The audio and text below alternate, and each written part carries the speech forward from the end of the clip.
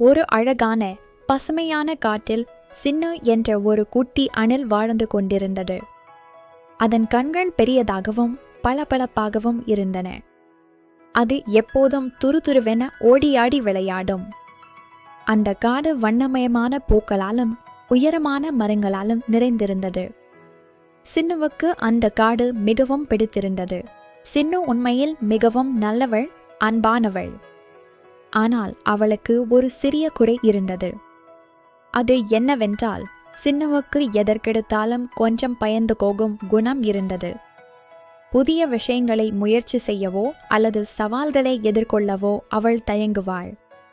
இந்த பயம் அவளை சில சமயங்களில் தனிமைப்படுத்தியது.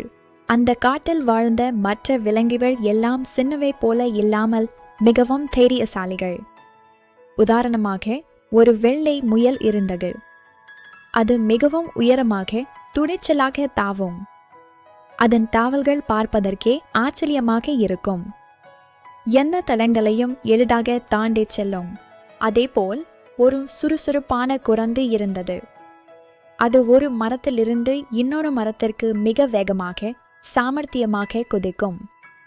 அதன் சாகசங்கள் அனைவரையும் வியக்க வைக்கும். மேலும் ஒரு அழகான கிளி இருந்தது. அது வானத்தில் மிக உயரமாக சுதந்திரமாக பறக்கும்.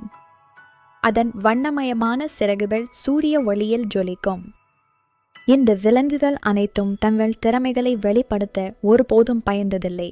ஆனால் சின்னு மட்டும் அப்படி இல்லை. அவளுக்கு ஒரு மரத்திலிருந்து இன்னொரு மரத்துக்கு குதிக்க மிகவும் பயமாக இருந்தது.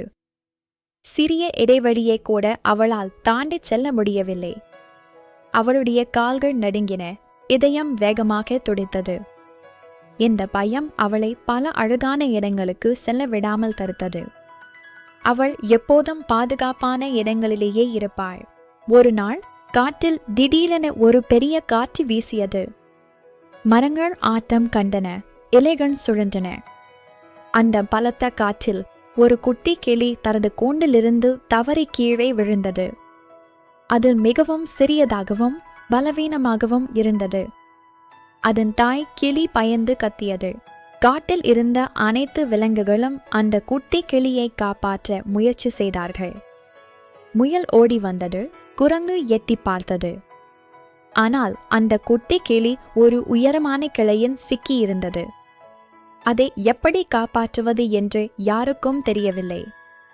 அவை அனைத்தும் கவலையுடன் பார்த்தன. சின்னுவும் அந்த காட்சியை கண்டாள்.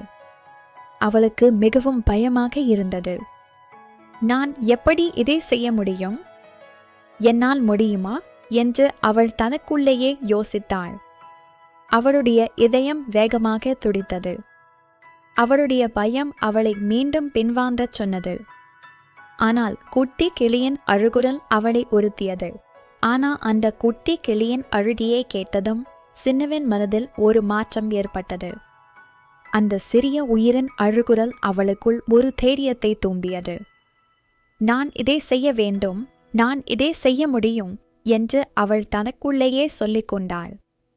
அவளுடைய பயம் மெதுவாக மறைந்து ஒரு புதிய உறுதி பிறந்தது. மனம் உறுதி செய்து சின்ன ஒரு பெரிய தாவல் போட்டது. அது அவளுடைய வாழ்க்கையிலேயே அவள் செய்த மிக துணிச்சலான தாவல். அவள் முழு பலத்தையும் திரட்டி அந்த குட்டி கிளி இருந்த கிளையை நோக்கி பாய்ந்தாள். காற்று அவளை தள்ளினாலும் அவள் பின்வாங்கவில்லை. அவளுடைய கண்கள் குட்டி கிளியின் மீது நிலைத்திருந்தன. சின்னு அந்த கிளியை பாதுகாப்பாக காப்பாற்றியது. அவள் மெதுவாக குட்டி கிளியை தன் கைகளில் ஏந்தி கொண்டாள். குட்டி கிளி பயத்தில் நடுங்கிக் கொண்டிருந்தது.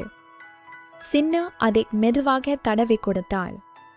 பின்னர் அதை பத்திரமாக அதன் தாயிடம் கொண்டு சேர்த்தாள். அந்த குட்டி கிளி மீண்டும் தன் தாயுடன் சேர்ந்ததில் மகிழ்ச்சியடைந்தது. அனைத்து விலங்குகளும் சின்னுவின் தைரியத்தை பார்த்து கைத்தட்டினார்கள்.